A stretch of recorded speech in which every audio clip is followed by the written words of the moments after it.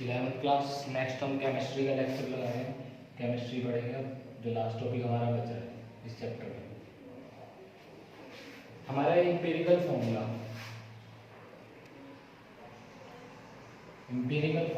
And molecular formula.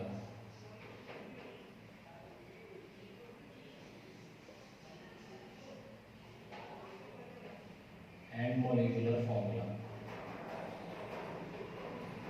Empirical formula जो होता है, एम्पिरिकल फॉर्मूला हमें एक सिंपल होल नंबर रेशियो के बारे में बताता है। सिंपल होल नंबर रेशियो के बारे में बताएगा एम्पिरिकल फॉर्मूला, जबकि मॉलिक्यूलर फॉर्मूला जो है हमको ट्रू वैल्यू बताता है उसकी। जैसे कि एग्जांपल है, बेंजीन का एग्जांपल लेते हैं हम। बेंजीन आपने 10th में भी पढ़ा था। बेंजीन का मॉलिक्यूलर फॉर्मूला था C6H6, तो ये इसका है मॉलिक्यूलर फॉर्मूला। लेकिन अगर एम्पिरिकल फॉर्मूला की बात की जाए तो वो होता है सिंपल होल नंबर रेशियो, तो इसको हम CH लिखेंगे सिर्फ, ठीक है। ऐसे ग्लूकोज का मॉलिक्यूलर फॉर्मूला C6H12O6, जबकि इसका अगर हम सिंपल एम्पिरिकल फॉर्मूला लिखेंगे तो वो क्या हो जाएगा CH2O, ये बन जाएगा, ठीक है। इसको बोलते हैं एम्पिरिकल फॉर्मूला। तो इनमें एक रिलेशन होता है, मॉलिक्यूलर फॉर्मूला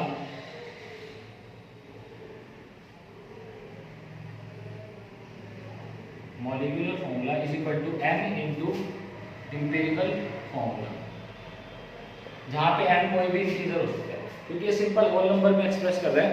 तो ये रिलेशन होता है molecular formula is equal to n into में एम्पिरिकल फॉर्मूला। और मॉलिक्यूलर मास के अंदर, मॉलिक्यूलर मास कैसे काउंट करते हैं वो आपने पढ़ा था, 2 इंटू में वेपर डेंसिटी, ठीक है। 2 इंटू में वेपर डेंसिटी, ये मॉलिक्यूलर मास अगर काउंट करना है तो इस हिसाब से हम मॉलिक्यूलर मास काउंट करते हैं। उसके लिए किसके लिए करते हैं मॉलिक्यूलर मास काउंट, अगर हमें n की वैल्यू निकालनी हो। n की वैल्यू कैसे निकलेगी, एम्पिरिकल फॉर्मूला मास बाय में मॉलिक्यूलर मास, इन दोनों मास को डिवाइड करने से n की वैल्यू आ जाएगी हमारे पास, ठीक है। और अगर कहीं पर वेपर डेंसिटी गिवन हो तो मॉलिक्यूलर मास सीधा निकल जाएगा 2 इंटू वेपर डेंसिटी से, ये यूज होता है। अब इसके बाद आता है हमारे calculation of the empirical formula. Empirical formula की कैसे कैलकुलेशन की जाती है, अब वो पढ़ते हैं हम। एम्पिरिकल फॉर्मूला कैसे कैलकुलेट किया जाएगा, स्टेप बाय स्टेप परफॉर्म करना है हमें। मेन 5 स्टेप्स हैं इसके। फर्स्ट है जो मास परसेंटेज है,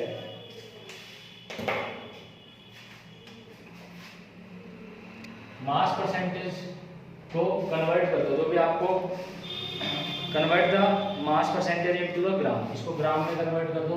फर्स्ट स्टेप हमारा ये होता है, ठीक है। सेकंड स्टेप क्या होता है कि जो आपको गिवन है उसमें आपने नंबर ऑफ मोल्स कैलकुलेट करना है। गिवन मास के अकॉर्डिंग मोल्स कैलकुलेट करो, ठीक है। मोल्स कैलकुलेट करने के बाद उसे डिवाइड कर दो to calculate the simplest molar ratio. Molar ratio निकाल दो सबसे सिंपलेस्ट। फोर्थ होता है उस रेशियो को होल नंबर में कन्वर्ट कर दो। और फिफ्थ होता है फॉर्मूला लिख दो। ये 5 स्टेप होते हैं। अभी हम इसे अप्लाई करेंगे। मास परसेंटेज जो गिवन है उसे ग्राम में कन्वर्ट करो, नंबर ऑफ मोल्स कैलकुलेट करो, मोलर रेशियो निकालो, होल नंबर में कन्वर्ट करो उस रेशियो को, और मॉलिक्यूलर एम्पिरिकल फॉर्मूला लिख दो। अब ये देखो, ये स्टेप्स हम करते हैं क्वेश्चन के अकॉर्डिंग। यही 5 स्टेप करेंगे हम। क्वेश्चन कर रहा हूं मैं। An inorganic salt contain the following percentage composition.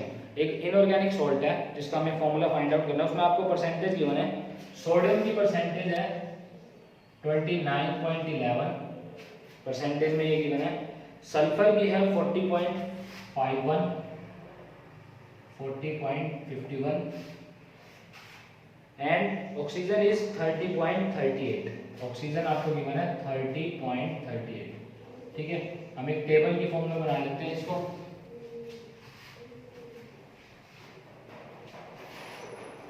यहाँ पे सिंबल लिख लो, सोडियम, सल्फर और ऑक्सीजन, ठीक है। उसके बाद यहाँ पे सिंबल लिख के इनकी परसेंटेज लिखो। जो परसेंटेज आपको गिवन है वो परसेंटेज लिख लो। यहाँ पे सिंबल,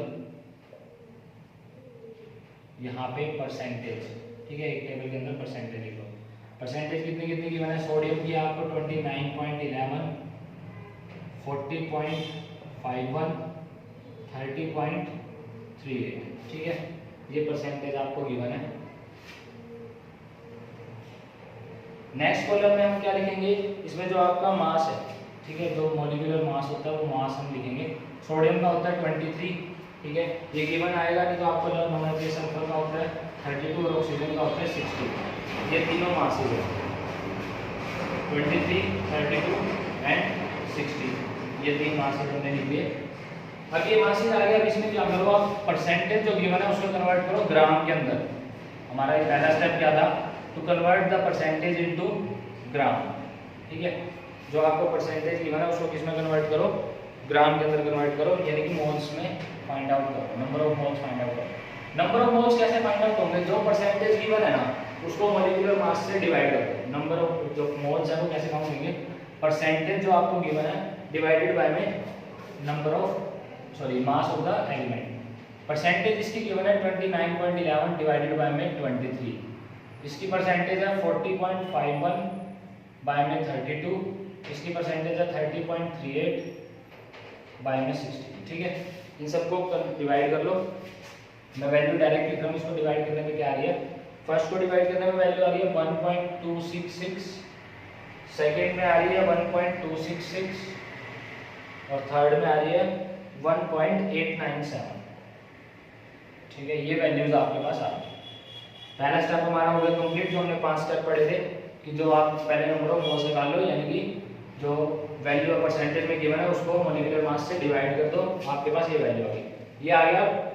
इसके बाद आपने निकालना है whole number ratio, second step. उसके बाद क्या था, होल नंबर रेशियो निकालना है।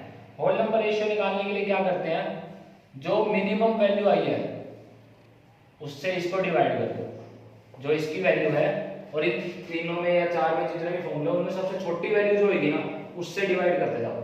इसको डिवाइड करेंगे 1, इसमें भी सेम है 1.266 डिवाइड बाय में 1.266 1।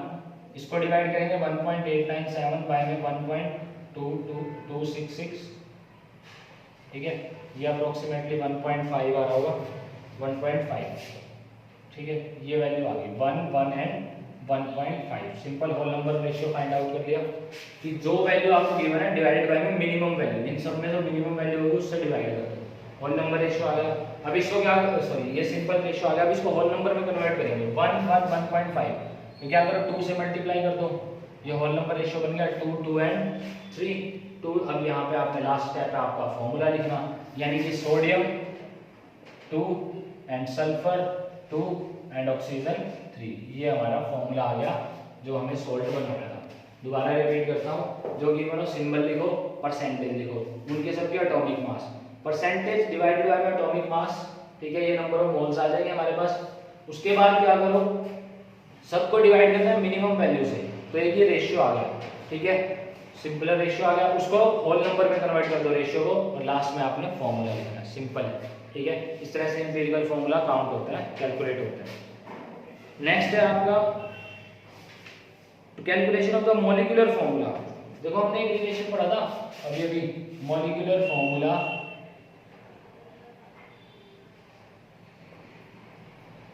Is equal to n into में एम्पिरिकल फॉर्मूला, ये अभी अभी हमने पढ़ा, ठीक है। यानी कि यहाँ तक इस स्टेप हम सेम कर लें, एम्पिरिकल फॉर्मूला काउंट कर लें और उसको बाद में n से मल्टीप्लाई करते हैं, फैक्टर से मल्टीप्लाई करते हैं, तो हमारे पास क्या आ जाएगा, मॉलिक्यूलर फॉर्मूला आ जाएगा। तो मॉलिक्यूलर फॉर्मूला के सेम यहीं तक स्टेप रिपीट होंगे और लास्ट में जो n की वैल्यू होगी उससे मल्टीप्लाई कर देंगे, ठीक है। एक सम करते हैं हम इससे रिलेटेड भी, मॉलिक्यूलर फॉर्मूला काउंट करने से रिलेटेड। ऐसे ही सेम स्टेप फॉलो करने हैं हमने, बस n की वैल्यू निकाल के उसको मल्टीप्लाई कर देना है एम्पिरिकल फॉर्मूला के साथ, और एम्पिरिकल फॉर्मूला निकालने के लिए यही स्टेप्स सेम रिपीट करने हैं। जैसे कि आपको एक ऑर्गेनिक सब्सटेंस गिवन है जिसमें आपको कार्बन की परसेंटेज, अब हम काम कर रहे हैं मॉलिक्यूलर फॉर्मूला।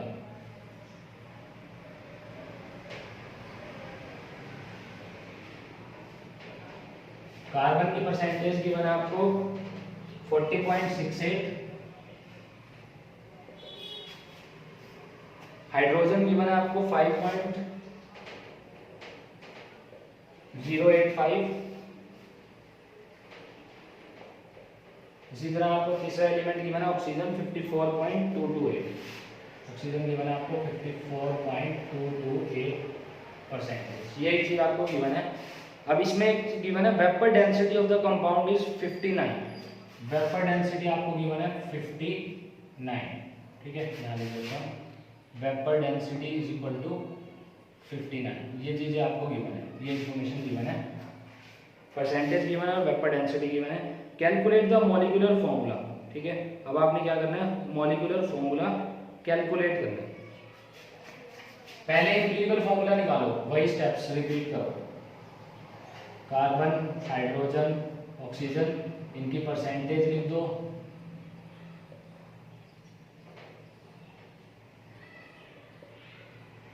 कार्बन का मास होता है 12, हाइड्रोजन का 1, अनलेस आपको कोई और गिवन ना हो, इसमें अगर 1.0 कुछ यूज करने के लिए कहा हो तो 1 यूज करना, इसमें 1 ही कोई गिवन नहीं। ऑक्सीजन का होता है 60, ठीक है। अब क्या करोगे, मोल्स, नंबर ऑफ मोल्स निकालो। 40 डिवाइडेड 40.68 डिवाइडेड बाय में 12, 5.085 डिवाइडेड बाय में 1 एंड 54.228 डिवाइडेड बाय में 60। इन सबको कैलकुलेट करके आपके पास एक नंबर आएगा, ठीक है। वो आ रहा है 3.390। सेकेंड वन सेम आएगा 5.085 और थर्ड आ रहा है आपका डिवीजन करने के बाद 3.389, ठीक है। अब क्या करेंगे, मिनिमम वैल्यू से सबको डिवाइड करेंगे। मिनिमम इसमें से क्या है 3.389, ठीक है, 3.389 है, इससे डिवाइड करेंगे। 3.390 डिवाइडेड बाय में 3.389, अप्रोक्सीमेटली 1 ही आएगा, ये बहुत ही माइनर फर्क है, तो 1 लिख देंगे। इसको डिवाइड करो,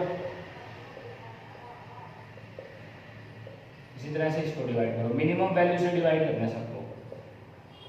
ये 1 आ रहा है और इसकी वैल्यू 1 पॉइंट समथिंग आ रही है, 1.5 आ रही है, तो होल नंबर रेशियो में कन्वर्ट कर लो इसे, 2, 3 एंड 2। तो हमारे पास इंपीरिकल फॉर्मूला बन गया। अभी तक इंपीरिकल फॉर्मूला क्या बन गया,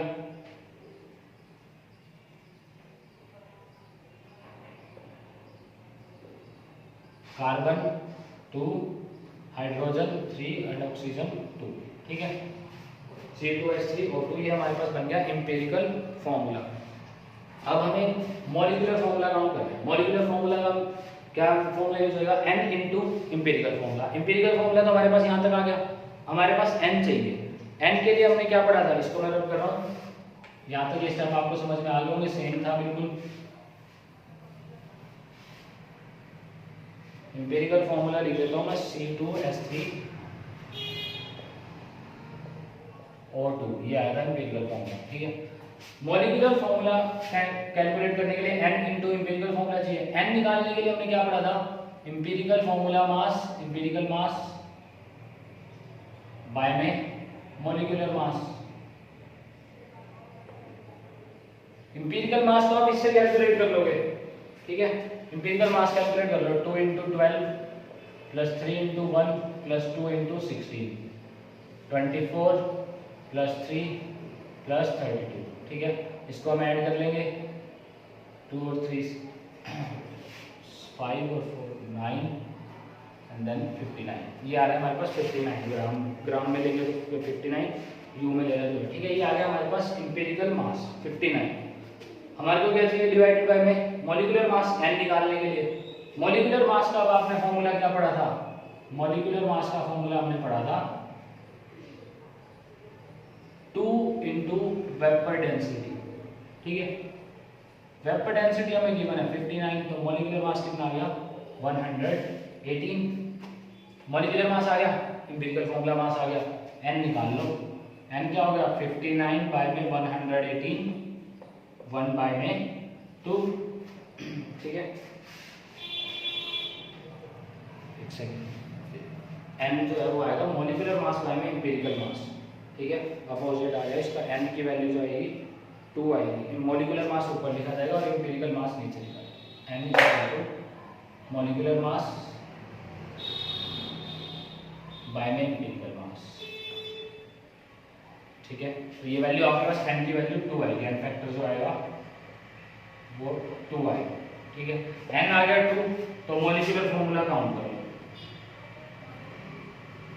molecular formula is equal to N into में इंपीरिकल फॉर्मूला C2H3O2, यानी कि इसका ट्वाइस हो जाएगा C4H6O4। ये आ गया मॉलिक्यूलर फॉर्मूला इसका, ठीक है, इस तरह से हम काम करते हैं मॉलिक्यूलर फॉर्मूला। एम्पिरिकल फॉर्मूला तक सेम स्टेप थे, n से मल्टीप्लाई करना है। n निकालने के लिए मॉलिक्यूलर मास पाएंगे एम्पिरिकल मास। मॉलिक्यूलर मास के लिए फॉर्मूला 2 into में वेपर डेंसिटी, ठीक है, या आपको डायरेक्ट गिवन भी हो सकता है मॉलिक्यूलर मास, कई बार वेपर डेंसिटी ना देके सीधा ही गिवन हो सकता है। और एम्पिरिकल मास हम इससे कैलकुलेट कर लेंगे फॉर्मूला से। तो इस तरह से हम निकालते हैं मॉलिक्यूलर मास। नेक्स्ट अब देखो balancing of the chemical equation. Chemical equation को बैलेंस करना है। 4 मेथड है केमिकल इक्वेशंस को बैलेंस करने के। First is hit and trial या direct method. Hit and trial या डायरेक्ट भी बोलते हैं जिसे, जो हमने 10th में करा था, ठीक है। दूसरा होता है partial equation method. Partial equation method use होता है जब 2 या 2 से ज्यादा स्टेप्स इन्वॉल्व हो, तो हम यूज करते हैं इसका पार्शियल इक्वेशन मेथड का। थर्ड हमारा है ऑक्सीडेशन नंबर, जो अभी हम नहीं पढ़ेंगे, ये भी बाद के चैप्टर में पढ़ेंगे, ऑक्सीडेशन नंबर मेथड। फोर्थ होता है हमारा आयनिक के अंदर, आयन कंपाउंड्स के अंदर आयन इलेक्ट्रॉन मेथड, जहां आयंस बनाते हैं हम, आयन इलेक्ट्रॉन मेथड। ये 4 तरीके हैं, hit and trial, partial equation, oxidation number, ion electron. Hit and trial आपने जो 10th में कराना वही है। इसके अंदर बस ये भी होगा कि आप जहाँ पे H2 N2 ये गैसेज आ रहे हो, उसको आप पहले नॉर्मल फॉर्म के अंदर लिखो, एलिमेंट फॉर्म के अंदर, बाद में उसे मल्टीप्लाई कर दो। ये डायरेक्ट भी कर सकते हो, जैसे आपने डायरेक्ट बैलेंसिंग की है, जैसे कि Fe3O4 प्लस H2 हाइड्रोजन से रिएक्ट कराएंगे, इसको आयरन बनेगा, वाटर अलग हो जाएगा, ठीक है। इसको H2 से रिएक्ट कराएंगे तो आयरन प्लस वाटर। इसको बैलेंसिंग आप जो डायरेक्ट मेथड से करते थे, आयरन 3, तो यहाँ पे क्या कर दो 3 लगा दो, ठीक है। आयरन को बैलेंस करने के लिए क्या लगा दिया, 3 लगा दिया। ऑक्सीजन 4, यहाँ पे 1, तो 4 लगा दो। अब हाइड्रोजन हो गए 8, यहाँ 4 लगा दो। रिएक्शन क्या होगी, बैलेंस्ड होगी, ये बैलेंस फॉर्म के अंदर होगी। इसे बोलते हैं hit and trial direct method, कि हम चेक कर करके देख रहे हैं।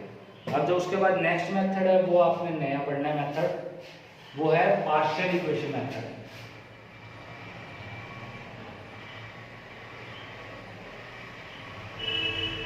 पार्शियल इक्वेशन मेथड कब यूज होता है, जब 2 या 2 से ज्यादा स्टेप्स इन्वॉल्व हो।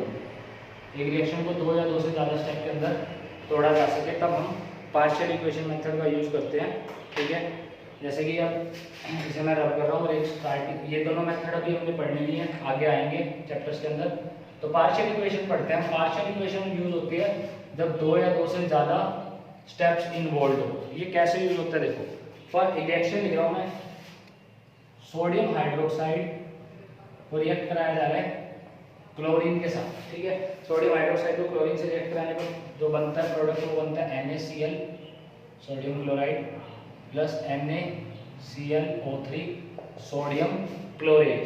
NaClO3 होता है sodium chlorate plus water vapours, ठीक है। ये रिएक्शन है आपके पास। अब ये रिएक्शन जो है वो पार्शियल इक्वेशन मेथड से जब हम करेंगे ना, तो इसमें 2 या 2 से ज़्यादा स्टेप्स इन्वॉल्व होने चाहिए। हम इस इक्वेशन को ब्रेक डाउन करेंगे 2 या 2 से ज़्यादा स्टेप्स के अंदर, ठीक है। हम इसकी स्टार्टिंग कैसे करेंगे, स्टार्टिंग करेंगे क्लोरीन से। क्लोरीन गैस को रिएक्ट कराएंगे वाटर के साथ। क्लोरीन गैस को जब वाटर से रिएक्ट कराते हैं ना, तो क्या बन जाते हैं, एसिड बनते हैं। 2 एसिड बनते हैं, एक तो HCl जो आपने पढ़ा हुआ है, हाइड्रोक्लोरिक एसिड, इसके साथ साथ एक एसिड बनता है HClO, ठीक है, HClO हाइपोक्लोरस, ठीक है। ये अभी आपने नहीं पढ़ा। हाइड्रोक्लोरिक एसिड तो पढ़ा है आपने HCl, ये आगे हम सिलेबस में पढ़ेंगे, लेकिन इसका नेम पढ़ लो। HClO जो होता है वो होता है हाइपोक्लोरस एसिड, हाइपोक्लोरस, इसका नेम लिख देता हूं मैं, हाइपोक्लोरस एसिड, ठीक है। अब ये दो जो एसिड बने ना, इसको न्यूट्रल करने के लिए हम NaOH का यूज करेंगे। ये रिएक्शन 1 होगी, फर्स्ट रिएक्शन है ये हमारी। अब जो HCl है वो भी NaOH से रिएक्ट करेगा, और वो भी एसिड है, दूसरे वाला भी हाइपोक्लोरस एसिड, वो भी NaOH से रिएक्ट करेगा। एसिड प्लस बेस क्या बनाते हैं, सॉल्ट प्लस वाटर हमने पढ़ा हुआ है, ठीक है, 10th क्लास में ये पढ़ा था। एसिड प्लस बेस क्या बनाएंगे, सॉल्ट प्लस वाटर। तो इसमें दोनों में हम क्या बना देंगे, salt plus water, NaCl plus H2O, ये सेकेंड रिएक्शन। इस तरह से यहाँ भी वाटर बनेगा और यहाँ पे जो सॉल्ट बनेगा वो बनेगा NaOCl, ठीक है, NaClO, ठीक है, NaClO, sodium chlorate, sodium chlorate बनेगा, इसका नेम होता है NaCl होगा सोडियम क्लोरेट, ये सॉल्ट बनेगा। ये 3 स्टेप्स हो गए, ठीक है। अब हमें जो सोडियम क्लोरेट तक चाहिए, ठीक है, ये 3 स्टेप हो गए, लेकिन जो हमारा भी ये प्रोसेस है ये नहीं आया। ये सोडियम क्लोरेट जो होता है ना, ये स्टेबल नहीं होता, जो ये बन रहा है NaCl, सॉरी सोडियम क्लोरेट नहीं, NaClO, ये होता है NaClO3 sodium chlorate. Sodium chlorate तक हमें बनाना है। अभी हमारे पास क्या बना है, NaClO। NaCl जो वो है, जो इसको आगे फर्दर ये ब्रेक डाउन हो जाता है NaCl के अंदर और NaClO3 के अंदर हाई टेम्परेचर पे। NaClO जो है वो स्टेबल नहीं होता, ये ब्रेक डाउन हो जाता है NaCl प्लस NaClO3 के अंदर, सोडियम क्लोरेट के अंदर ब्रेक डाउन हो जाता है, ठीक है। इसका नेम होता है सोडियम हाइपोक्लोराइड, सोडियम हाइपोक्लोराइड,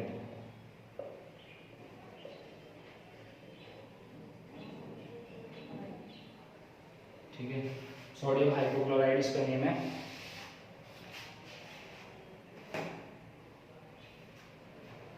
अब लास्ट स्टेप जो आ गया हमारा, देखो ये 4 रिएक्शन इन्वॉल्व कर दिए हमने इसके अंदर।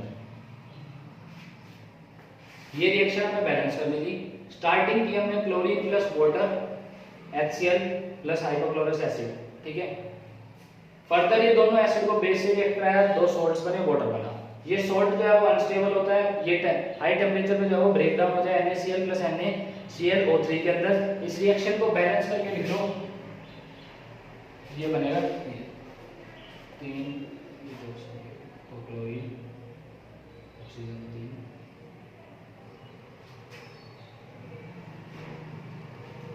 ठीक है। ये रिएक्शन जो है वो इस तरह से बैलेंस हो जाएगी। अब अगर ऊपर वाली भी रिएक्शंस बैलेंस ना हो तो उसे बैलेंस कर लेना। ये 4 रिएक्शंस इन्वॉल्व हो गई, ठीक है। अब हमें फाइनल प्रोडक्ट मिल रहा है, देखो। अब इसको बोलते हैं जो बीच में मीडिएटर प्रोडक्ट आ रहे हैं ना, वो हमें रिमूव करने हैं रिएक्शंस के अंदर से।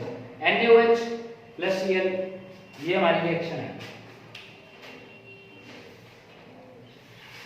यानी कि लास्ट में हमें यही रिएक्शन चाहिए। ये 4 स्टेप से हम इन प्रोडक्ट्स पे पहुंचे।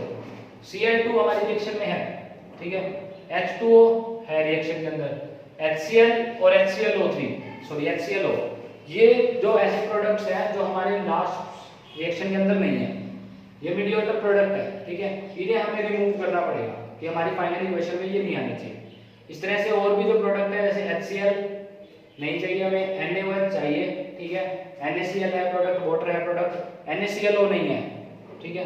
तो इनको रिमूव करने के लिए क्या करेंगे हम, फर्स्ट सेकंड थर्ड तीनों इक्वेशन को क्या कर दो, 3 से मल्टीप्लाई। फर्स्ट सेकंड थर्ड तीनों इक्वेशन को आप कर दो 3 से मल्टीप्लाई और इनको ऐड कर दो। ऐड करके देखते हैं हम क्या बन रहा है, 3Cl2, ठीक है, 3Cl2 प्लस 3 वाटर वेपर, ठीक है। वाटर वेपर इस तरफ 3 बन रहे हैं, आप डायरेक्ट इसको सोल्व कर लेना। चलो मैं एक स्टेप में कर देता हूँ। 3 वाटर वेपर, 3 HCl और 3 ये 3 HCl इस तरह बन रहा है और 3 HCl इस तरह बन रहा है। लेफ्ट और राइट वाले ये HCl से HCl क्या हो जाएंगे, कैंसिल हो जाएंगे, ठीक है। अब यहाँ पे क्या बच गया, 3 NaOH प्लस इधर से भी जो 3 NaOH आएगा अगले रिएक्शन का भी 3 और 3 क्या हो जाएंगे, 6 हो जाएंगे, ठीक है। फर्स्ट रिएक्शन में 3 टाइम्स क्लोरीन 3 टाइम्स वाटर, यहाँ जो ये 3 टाइम्स आएंगे HCl वो इससे कैंसिल हो जाएगा, ठीक है। 3 टाइम्स HClO3 ये इससे कैंसिल हो जाएगा, लेफ्ट और राइट वाले कैंसिल हो जाएंगे, ये इससे कैंसिल हो गया, ठीक है।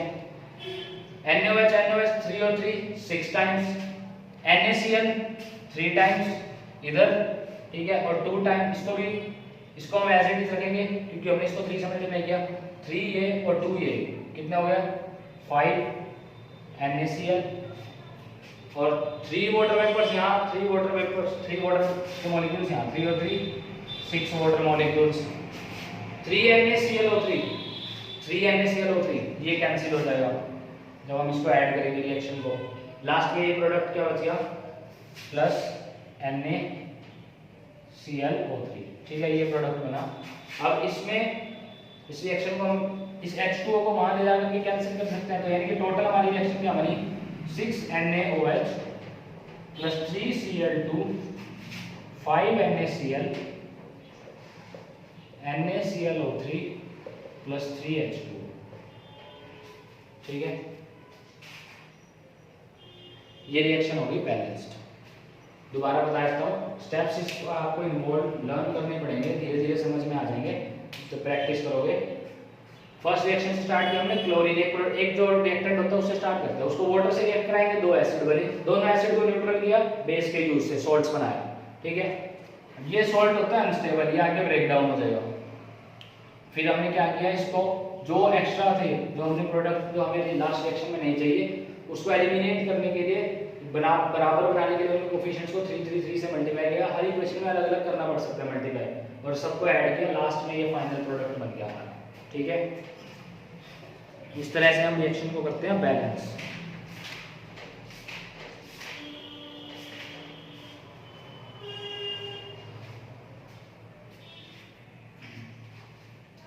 नेक्स्ट जो हमारा टॉपिक है वो है stoichiometry and calculations based on stoichiometry. ये अब चैप्टर का लास्ट टॉपिक है स्टोइचियोमेट्री। आज इस चैप्टर को कंप्लीट कर लेंगे हम, फर्स्ट चैप्टर को।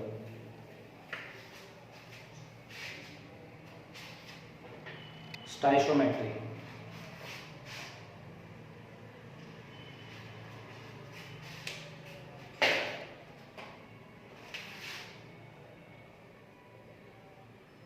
स्टोइचियोमेट्री का मतलब क्या होता है, जो कोफिशिएंट्स है ना किसी रिएक्शन के, उसको बोलते हैं हम स्टोइचियोमेट्रिक coefficients.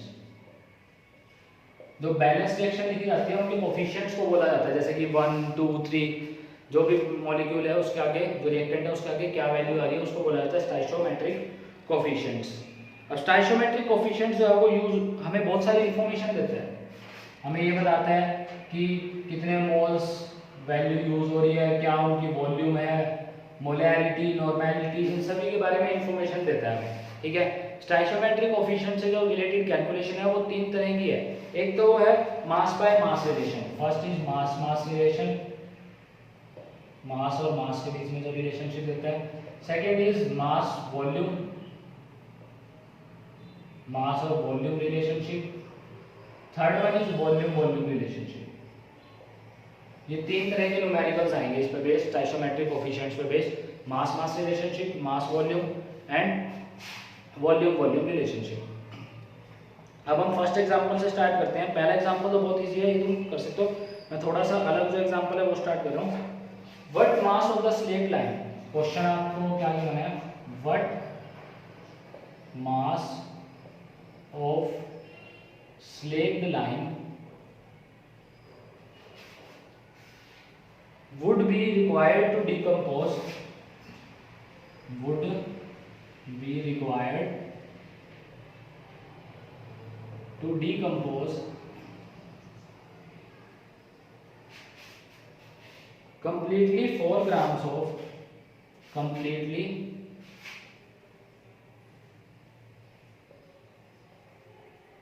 4 gram of ammonium chloride, ammonium chloride, and what mass, what would be the mass of each product, and what would be mass of each product.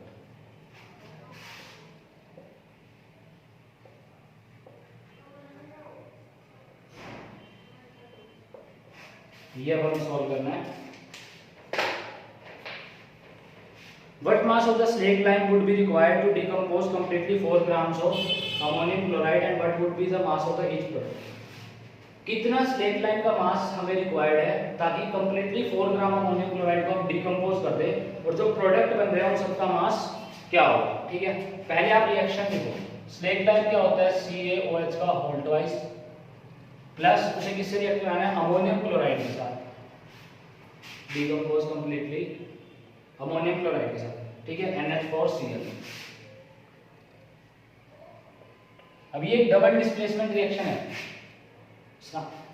जो सॉल्ट्स है उसमें आयन एक्सचेंज हो गया, ये बन गया CaCl2 प्लस NH4OH, ठीक है। जो NH4OH होता है ना, अमोनियम हाइड्रोक्साइड, ये होता है अनस्टेबल कंपाउंड, ये ब्रेक डाउन हो जाता है अमोनिया और वाटर के अंदर। बेसिकली NH4OH एग्जिस्ट ही नहीं करता, वो क्या होता है, अमोनिया और वाटर का मिक्सचर होता है, ये ब्रेक डाउन होता है, तो ये रिएक्शन बनेगी, प्रोडक्ट्स ये बनेंगे, ठीक है, CaCl2 plus ammonia plus water. इसको आप बैलेंस कर लेना, जैसे कि मैं इसको ऐसे देख के बैलेंस कर देता हूँ, यहाँ पे 2 आएगा, 2 अमोनिया एंड 2 वाटर, ये रिएक्शन होगी बैलेंस्ड, ठीक है।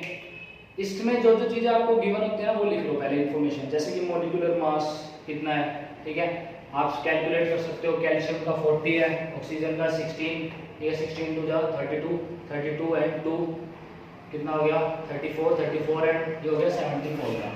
इस तरह से काउंट कर सकते हो आप, ये हम सबके मास जो है वो कैलकुलेट करके लिख लो, क्योंकि ये हमें काम आते हैं रिएक्शन में आगे। तो मैं भी डायरेक्ट इसमें से देख के लिख रहा हूँ कि जैसे इसका आ रहा है 107, CaCl2 का आ रहा है 111 एंड देन 34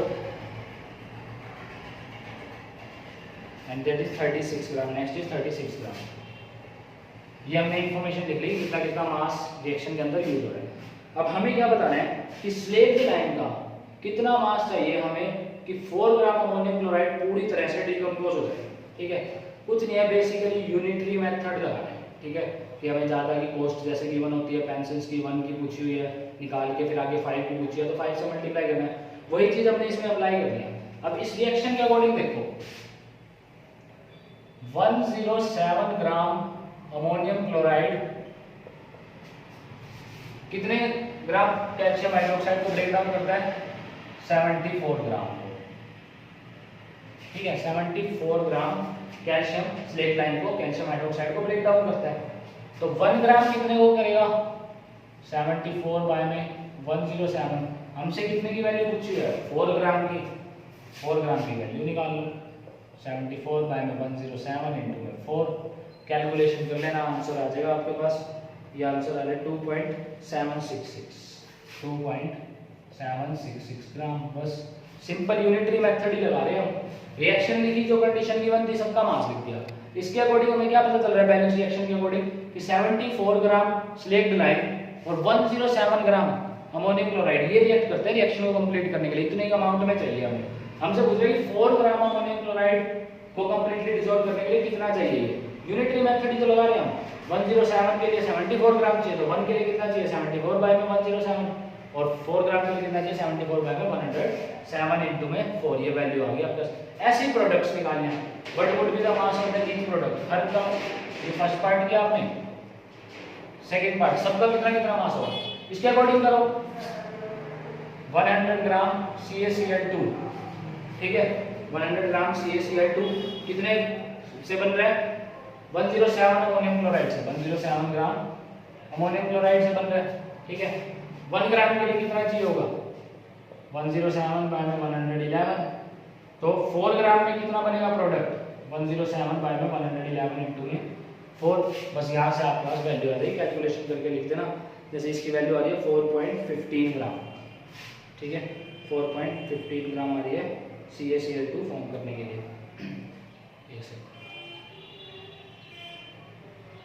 सॉरी, हमने ये तो फाइंड करना है, CaCl2 को फाइंड करना है, तो ये इसको उल्टा लिखना, हमें अगर इसको फाइंड आउट करना है। तो 107 ग्राम अमोनियम क्लोराइड से 111 ग्राम CaCl2 बन रहा है, तो 1 ग्राम से कितना बनेगा, और 4 ग्राम अमोनियम क्लोराइड से कितना बनेगा, ये वैल्यू। इसी तरह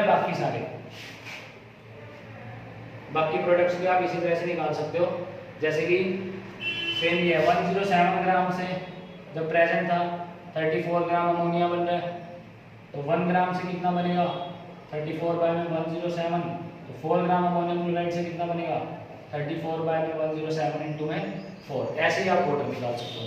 सभी की मास मास रिलेशन जो है वो इस फॉर्मूले से निकल जाएगा। सिंपल यूनिटरी मेथड ही लगाया हमने, कोई नई चीज़ नहीं है इसके अंदर, ठीक है। नेक्स्ट देखते हैं वो मास वॉल्यूम। सेकंड करेंगे अब हम mass volume relation.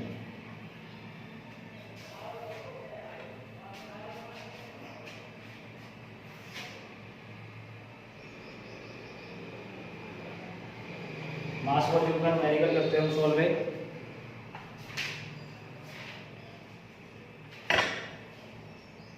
What volume of the CO2 measured at 27 degree Celsius? Question जो है वो लिख लेते हैं। What value of CO2 measured at 27 degree Celsius and 746.7 millimeter pressure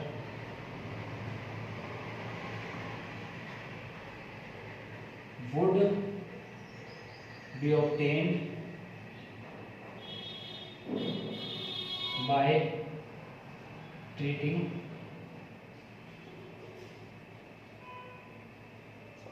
10 gram of pure marble, 10 gram of pure marble with dilute HCl. Aqueous tension given है हमें at 27 degree Celsius is 26.7 millimetre, ठीक है। ये क्वेश्चन है हमारे पास। What value of CO2 measured at 27 degree Celsius and this pressure would be obtained by treating 10 gram of pure marble with the dilute HCl। पहले आप रिएक्शन लिखो। Marble क्या होता है, 10th में पढ़ा था, मार्बल होता है कैल्शियम कार्बोनेट, लाइमस्टोन जो होता है, ठीक है। उसको कैल्शियम कार्बोनेट को रिएक्ट कराना है HCl के साथ, HCl के साथ रिएक्ट कराना है आपने, ठीक है। What value of this CO2, कितनी वैल्यू CO2 की रिलीज होगी वो निकालनी है। इससे पहले आप रिएक्शन को बैलेंस कर लो। रिएक्शन बनेगी CaCl2 plus CO2 plus H2O। Reaction को लिख लेना बैलेंस करके, ठीक है। अभी मैं इसमें डायरेक्ट स्टोइकोमेट्रिक कोएफिशिएंट्स यूज कर रहा हूँ, बस यहाँ पर 2HCl, ठीक है। रिएक्शन होगी बैलेंस। ये रिएक्शन लिख लिया हमने पहले। अब सबके मास लिख लो, मास कैलकुलेट कर सकते हो ना, जैसे कैल्शियम का 40, कार्बन का 12, ऑक्सीजन का 48, इस तरह से सबके मास लिख लो पहले, ठीक है। मेनली हमें इसका चाहिए एक तो, क्योंकि हमें ये जरूरत किसकी है, मार्बल की। मार्बल की वैल्यू गिवन है हमें 10 ग्राम और CO2 अब मास वॉल्यूम रिलेशनशिप है, हमें क्या निकालना है, वॉल्यूम निकालना है। तो इसका मास नहीं लिखेंगे हम, STP पे इसकी वॉल्यूम लिखेंगे। इसकी वॉल्यूम होती है 22.4 लीटर, यानी कि 22,400 मिलीलीटर, और 1 मिलीलीटर इक्वल होता है सेंटीमीटर क्यूब के। तो ये हमारे पास इसकी वॉल्यूम आ गई। अब हमें मास का रिलेशन नहीं निकालना, अब हमें वॉल्यूम निकालनी है, कितनी वॉल्यूम CO2 की बनेगी, ठीक है। वहां मास निकाल रहे थे, पहले वाले में मास का वॉल्यूम रिलेशन, मास की वॉल्यूम रिलेशन, ये आपको मास गिवन है। यानी कि 100 ग्राम कैल्शियम कार्बोनेट जब यूज होता है ना, तो इतनी CO2 बनती है, ठीक है। तो फिर अगर हम 10 ग्राम यूज करेंगे तो कितने CO2 बनेगी, उसकी वॉल्यूम निकाल लो पहले। वॉल्यूम निकालने के बाद उसकी वैल्यू निकलेगी, ठीक है। पहले इसकी वॉल्यूम निकाल लो। 100 ग्राम मार्बल जब यूज कर रहे हैं तो 22.4 लीटर यूज बन रही है। 10 ग्राम के लिए कितनी बनेगी, सिंपल है, देखो जैसे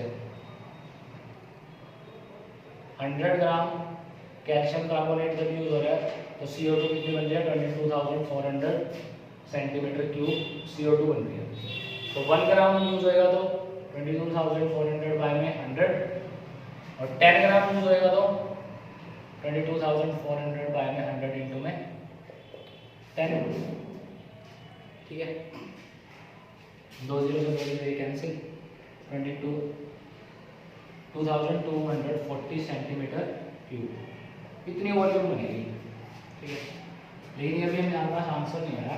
ये आया what value of CO2 measured at 27 degree Celsius and this pressure. अब ये STP कंडीशन नहीं गिवन। STP कंडीशन में यहाँ पे प्रेशर 760 mm होना चाहिए था, ठीक है। प्रेशर चेंज है तो अब हमें वो रिलेशन निकालना पड़ेगा जो मैंने आपको गैस इक्वेशन पहले करवाई थी, P1 V1 बाय में T1, P2 V2 बाय में T2। इससे हमें वॉल्यूम निकालनी पड़ेगी, क्योंकि कंडीशन अब एसटीपी पे नहीं गिवन, इसकी कंडीशन लगाओ। ठीक है, वैल्यूज पुट करते हैं हम पहले। P1 प्रेशर हमें क्या गिवन है, फर्स्ट एक एसटीपी पे तो होएगा,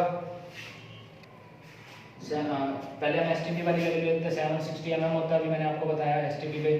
तो V1 की मान कितनी, एसटीपी पे वॉल्यूम होती है 22,400 सेंटीमीटर क्यूब, और टेम्परेचर कितना होता है 273 केल्विन।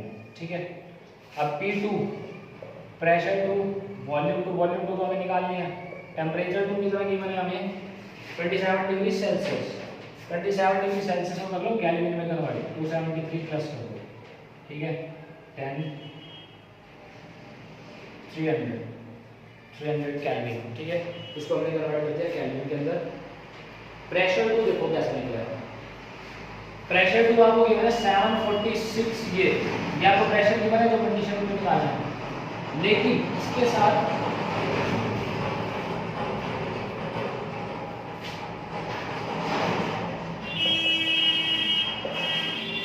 आपको एक कंडीशन और गिवन है, वो गिवन है एक्वस टेंशन। इतनी एक्वस टेंशन लग रही है, इतना प्रेशर जो है, इतना फोर्स जो है वो लग रहा है उसके ऊपर। एक्वस टेंशन को हमेशा इस प्रेशर में से माइनस किया जाता है, तो P2 आपके पास क्या आएगा 746.7 माइनस 26.7, इन वैल्यूज को सब्ट्रैक्ट कर लेना, ये 0 720 mm, 720 mm आ गया आपके पास ये वैल्यू। ठीक है, अब बस आपने P1 वाली वैल्यू पुट करके कैलकुलेट कर देना है, तो उससे हमारे पास यहाँ पे वैल्यू पुट करके कैलकुलेशन कर देना। P1 ये रहा, V1 ये रहा, T1 ये रहा, P2 आपके पास है, T2 आपके पास है, V2 निकालना है, सारी वैल्यूज पुट करके क्रॉस मल्टीप्लाई कर लेना, कैलकुलेशन कर लोगे आप, जो आपके पास आंसर आएगा सेंटीमीटर क्यूब में, वो वॉल्यूम CO2 की रिलीज होगी इस प्रेशर पे और इस टेम्परेचर पे। ठीक है, दोबारा रिपीट कर देता हूँ, बस इस बार जो है वो मास नहीं निकालना, हमें वॉल्यूम के साथ रिलेशन निकालना है। वही हमने पहले इक्वेशन लिखी, यूनिटरी मेथड लगाया, बस इस बार वॉल्यूम ली डायरेक्ट लगा देते। अगर हमारे पास ये कंडीशन ऐसे एसटीपी पे गिवन होती तो हमारे यही पे आंसर आ जाता, बात खत्म। लेकिन इस बार हमें प्रेशर और टेम्परेचर की कंडीशन चेंज गिवन है, तो वो हमें चेंज करके गैस इक्वेशन से ये वॉल्यूम निकालने पड़ेगी। ठीक है, तब हमारा आंसर आए। इसमें थर्ड रिलेशन है वॉल्यूम रिलेशनशिप, इसका भी एक एग्जांपल मैं करवा देता हूं आपको।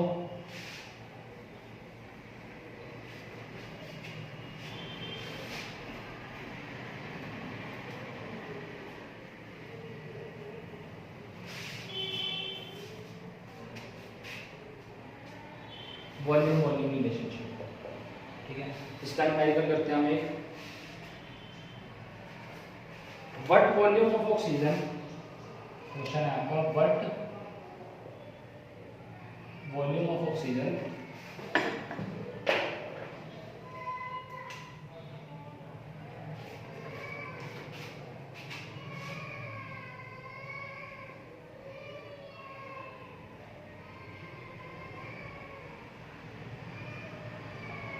what volume of oxygen at STP is required to effect complete combustion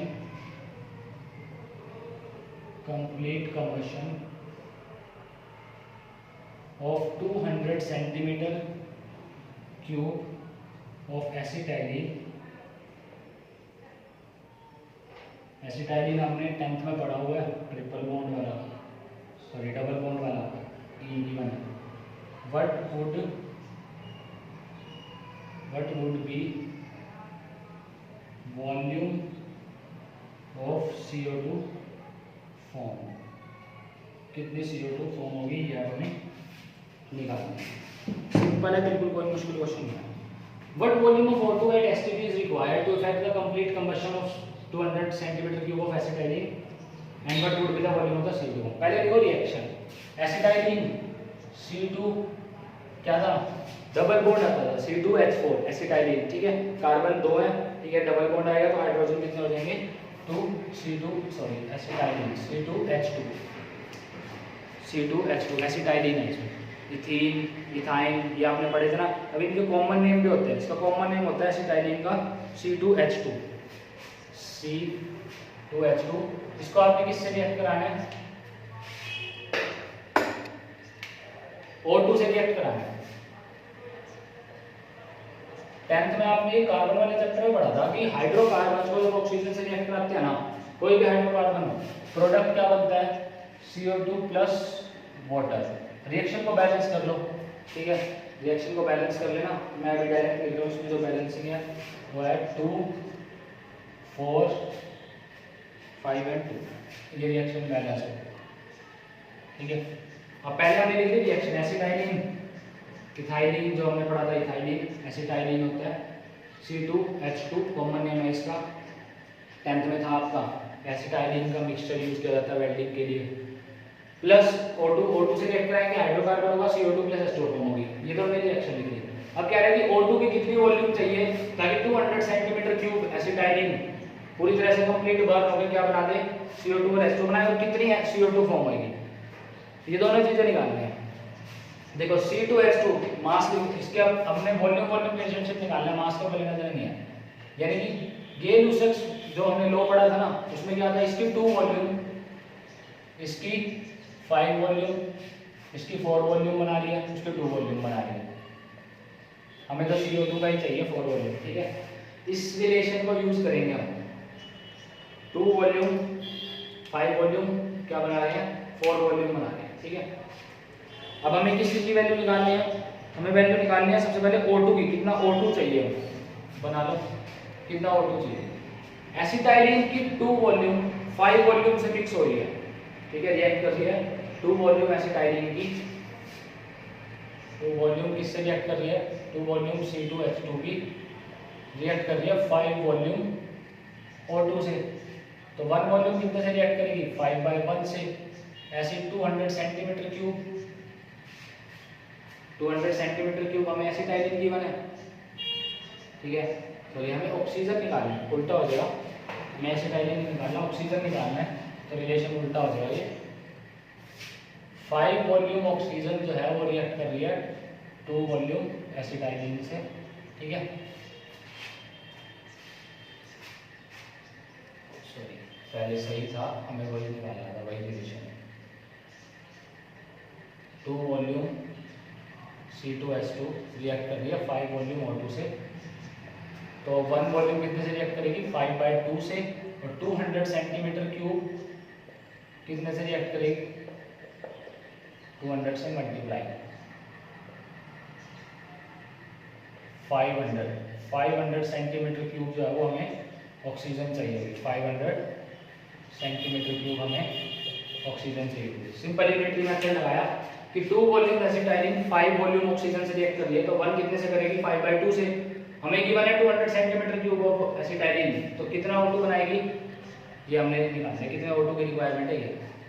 अगला पार्ट है कि कितनी वॉल्यूम जो है वो CO2 की फॉर्म होगी, ऐसे ही लगाना है, दोनों सिमिलर लगाने हैं कि 2 वॉल्यूम से 4 वॉल्यूम CO2 बन रही है, यूनिटरी मेथड से 1 की वैल्यू निकाल लो और 200 सेंटीमीटर क्यूब के लिए उसको मल्टीप्लाई कर दो 1 की वैल्यू निकाल के, ठीक है। इस तरह से ये आंसर आ जाएगा आपके पास कंबशन के जो है वॉल्यूम का रिलेशनशिप। ये तीनों तो मेथड हो गए।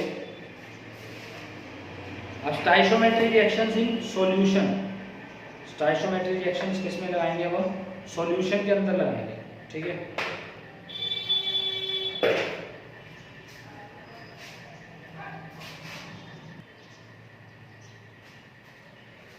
नेक्स्ट टॉपिक है हमारा स्टाइशियोमेट्री, अब सॉल्यूशंस में पढ़ेंगे। इसी तरह से वो भी कोई मुश्किल नहीं है, सॉल्यूशंस में पढ़नी है हमने stoichiometry in solutions.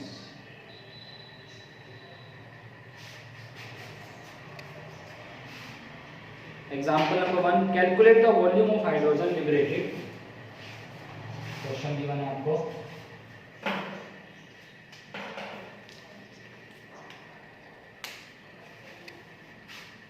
Calculate volume of hydrogen liberated at STP standard temperature pressure when 500 centimeter cube of 0.5 normal sulphuric acid, direct formula लिख देता हूँ मैं सल्फ्यूरिक एसिड का H2SO4 रिएक्ट्स विद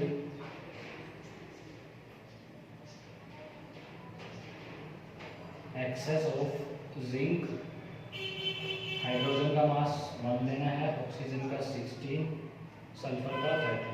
ठीक है, ये मासेस आपको गिवन है। वॉल्यूम कैलकुलेट करनी है हाइड्रोजन की। ठीक है,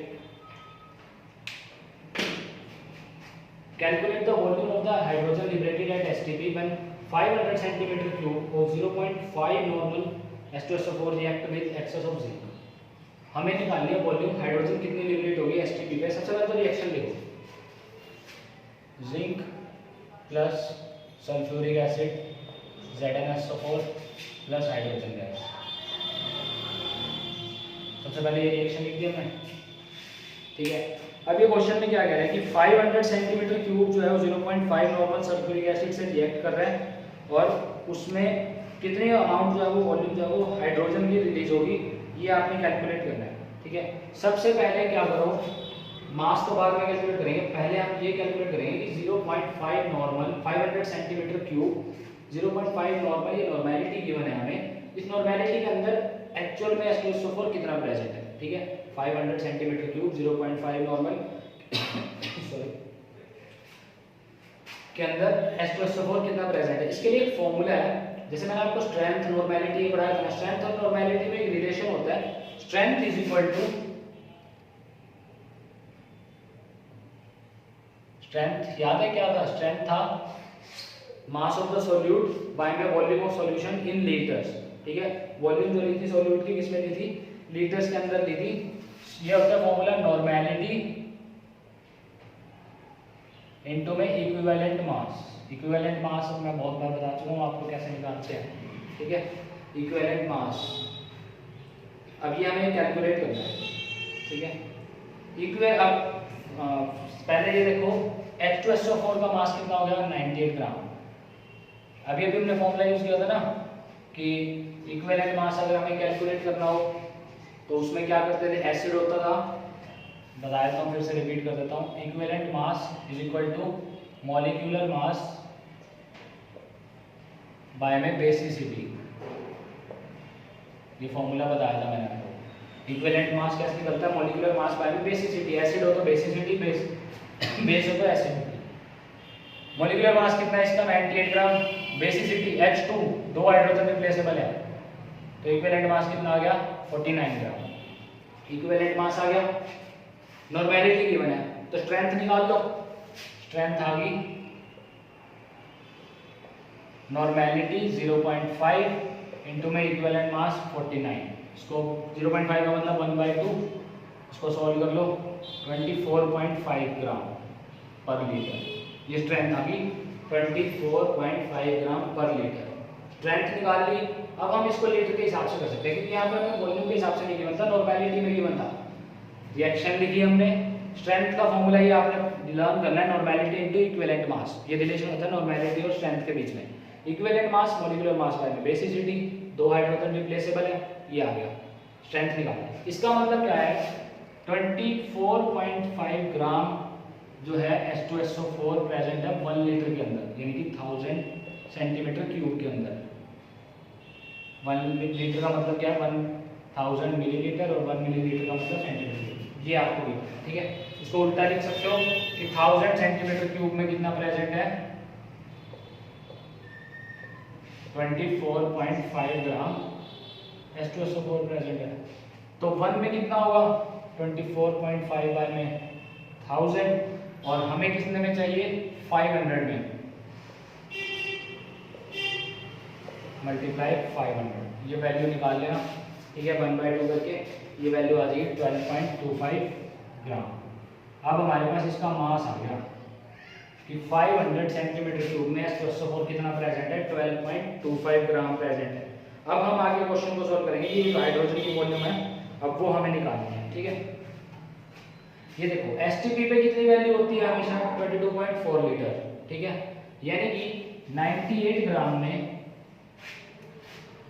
98 ग्राम H2SO4 में जब रिएक्शन होगी कितने हाइड्रोजन बनेगी 22,400 सेंटीमीटर क्यूब हाइड्रोजन बनेगी।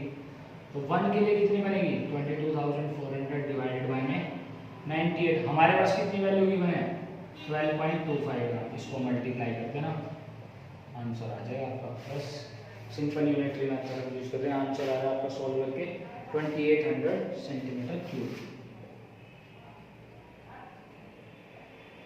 क्वेश्चन था कि कितने वॉल्यूम हाइड्रोजन लिबरेट हो रही है एसटीपी पे जब आपको ये वॉल्यूम 0.5 नॉर्मल H2SO4 का जिंक के साथ रिएक्ट कराना है। रिएक्शन लिखी जब 98 ग्राम ये इसका मॉलिक्यूलर मास है, हाइड्रोजन कितनी फॉर्म होगी एसटीपी पे, एसटीपी की बना तो इतने की फॉर्म होगी ना एसटीपी पे 22.4 लीटर यानी कि 22,400 सेंटीमीटर क्यूब। लेकिन अभी हमारे पास मास नहीं केवल नॉर्मैलिटी में केवल है, मास निकालना पड़ेगा। मास के लिए निकाला पहले strength, normality into equivalent mass. Equivalent mass के लिए मॉलिक्यूलर मास बाय में बेसिसिटी निकाल लिया, स्ट्रेंथ निकाल ली। स्ट्रेंथ आ गई तो पर लीटर हमें वैल्यू पता चल गई H2SO4 कितना प्रेजेंट है। तो पर लीटर के हिसाब से हमने 500 सेंटीमीटर क्यूब में निकाल ली वैल्यू, वो ग्राम में वैल्यू आ गई। आगे यूनिटरी मेथड 98 ग्राम जो है वो 22.4 लीटर बनाएगा, सेंटीमीटर क्यूब में कन्वर्ट कर लिया तो 1 कितना बनाएगा 12.25 ग्राम कितना बनाएगा, मल्टीप्लाई कर दिया। ये इस तरह से करते हैं हम स्टोइकोमेट्रिक कोएफिशिएंट्स को सॉल्यूशंस में अप्लाई। लास्ट टॉपिक बच गया अब हमारा लिमिटिंग रिएजेंट। चैप्टर का बिल्कुल लास्ट टॉपिक है ये लिमिटिंग रिएजेंट।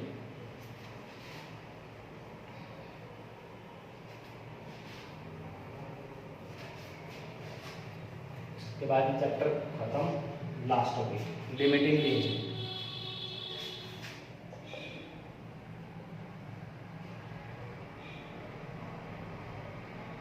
लिमिटिंग रिएजेंट्स क्या होते हैं? देखो लिमिटिंग रिएजेंट का मतलब जो रिएक्शन में जो है ना लिमिट कर रहे हैं, रिएक्शन को आगे पूरा होने के लिए खत्म हो गया वो एक तरीके से कंपाउंड। जैसे आप एक एग्जांपल समझो, घर पे आपने चाय बनानी है, ठीक है।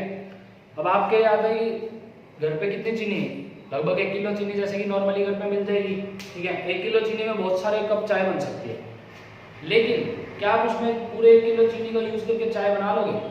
चाय बनने की बात किस पे डिपेंड करती है कि घर में दूध कितना अवेलेबल है, ठीक है। तो अब यहाँ पे दूध क्या हो गया, लिमिटिंग रिएजेंट हो गया। वो लिमिट कर दिया चाय के कप की कि चीनी तो है आपके पास, ठीक है, पानी मिल जाए, चाय पत्ती मिल जाएगी, लेकिन दूध कितना प्रेजेंट है वो कप्स को लिमिट कर दिया। ऐसे ही होता है लिमिटिंग रिएजेंट। रिएक्शन के अंदर 2 कंपाउंड्स रिएक्ट कर रहे हैं, 2 रिएक्टेंट रिएक्ट कर रहे हैं प्रोडक्ट बनाने के लिए। अब उसमें से एक तो एक्सेस में प्रेजेंट है, ज्यादा प्रेजेंट है, एक कम है, ठीक है। तो जो कम है वो दूसरे को पूरा यूटिलाइज नहीं होने देगा, खुद खत्म हो जाएगा, दूसरा पूरा यूटिलाइज नहीं हो सकता, इसे बोला जाता है लिमिटिंग रिएजेंट, ठीक है। The amount of the product form depends on the reactant which reacted completely. जो रिएक्टेंट पूरा रिएक्ट हो गया ना कंप्लीटली, प्रोडक्ट कितना बनेगा उस चीज पे डिपेंड करता है, इसे बोला जाता है लिमिटिंग रिएजेंट। आ गया समझ में? देखो इसका क्वेश्चन कैसे आता है, लास्ट न्यूमेरिकल है ये हमारा लिमिटिंग रिएजेंट कैलकुलेट करने का क्वेश्चन। देखो पहले तो आपको ये पहचानना पड़ेगा लिमिटिंग रिएजेंट है क्या। जैसे मैंने आपको चीनी और दूध के बारे में बताया चाय बनाने के लिए, तो आपने पहचान लिया कि दूध जो है वो यहाँ पे लिमिटिंग रिएजेंट है। तो ऐसे ही आपको रिएक्शन में भी लिमिटिंग रिएजेंट काउंट करना पड़ेगा, तो फाइंड करना पड़ेगा कि पहले पहचानना पड़ेगा कौन सा है। कैलकुलेशन को हम बाद में करेंगे, मैं आपको इस एग्जांपल से बताऊंगा। फर्स्ट है जिंक प्लस HCl, जिंक और HCl रिएक्ट कर रहे हैं, ट्वाइस ऑफ HCl, फॉर्म हो रहा है zinc chloride plus hydrogen gas, ठीक है। अब क्वेश्चन की मैंने आपको if 0.30 mole zinc, 0.30 mole zinc जो है वो ऐड किया गया है, are added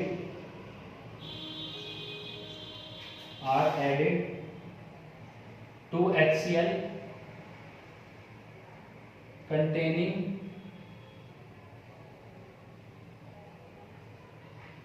0.52 mole of HCl. How many moles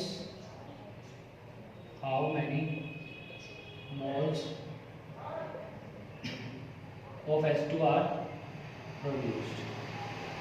ठीक है। रिएक्शन आपको गिवन है कि जिंक और हाइड्रोक्लोरिक एसिड जो है वो रिएक्ट कर रहे हैं जिंक क्लोराइड बनाने के लिए, हाइड्रोजन गैस रिलीज करने के लिए। 0.30 मोल जिंक का प्रेजेंट है, ठीक है। HCl का 0.25 मोल प्रेजेंट है। कितने मोल्स H2 फॉर्म होगा? H2 फॉर्म होगा वो तो हम बाद में निकालेंगे, पहले हम ये देखते हैं कि लिमिटिंग रिएजेंट इनमें से कौन सा है। ठीक है, इसके लिए हम कैलकुलेशन करते हैं। देखो 1 मोल जो जिंक है, 1 मोल जिंक 2 मोल HCl के साथ रिएक्ट कर रहा है। 1 मोल ऑफ जिंक किससे रिएक्ट कर रहा है? 2 मोल ऑफ HCl के साथ, यही रेशियो है ना, 1 मोल जिंक 2 मोल HCl इस रिलेशन के अकॉर्डिंग। ठीक है, 1 मोल जिंक को इतने 2 मोल HCl चाहिए, तो 0.30 मोल को कितना चाहिए होगा? अब हमें जिंक कितना की बना है? 0.30 मोल, 2 × 0.30 यानी कि 0.60 मोल ऑफ HCl चाहिए हमें। कितना प्रेजेंट है HCl? 0.52 चाहिए, कितना? 0.60। तो ये क्या हो गया यहाँ पे? Limiting reagent. ये कंप्लीटली रिएक्शन को नहीं होने देगा। 1 मोल जिंक को 2 मोल HCl चाहिए।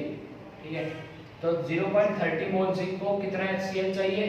0.60, लेकिन हमारे पास अवेलेबल कितना है? 0.52 अवेलेबल है, यानी कि HCl यहाँ पे क्या है? Limiting reagent. HCl जो है वो लिमिटिंग रिएजेंट है, रिएक्शन में खत्म हो जाएगा, ये पूरा रिएक्ट नहीं देगा। हेंस जिंक जो है वो कंप्लीटली रिएक्ट नहीं कर पाएगा, HCl क्या होगा यहाँ पे? Limiting reagent. अब आगे हमें काउंट करना है।